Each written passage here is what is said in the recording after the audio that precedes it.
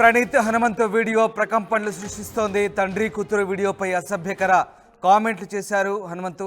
ఇక సీఎం రేవంత్ చంద్రబాబు దృష్టికి ఈ వీడియో వెళ్ళింది.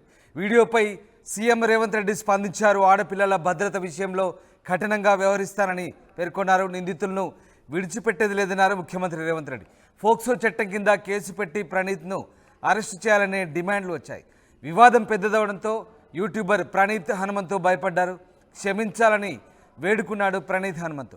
ప్రణీత్ అసభ్య వీడియోను సీఎం దృష్టికి హీరో సాయి ధరమ్ తేజ్, మంచు మనోజ్ తీసుకెళ్లారు. దీంతో ముఖ్యమంత్రి రేవంత్ రెడ్డి స్పందించారు.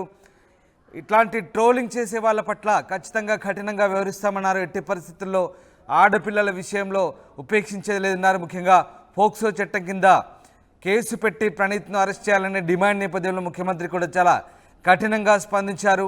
ఆడపిల్లల భద్రత విషయంలో కఠినంగా వ్యవహరిస్తానంటూ సీఎం రేవంత్ రెడ్డి కూడా హామీ ఇచ్చారు.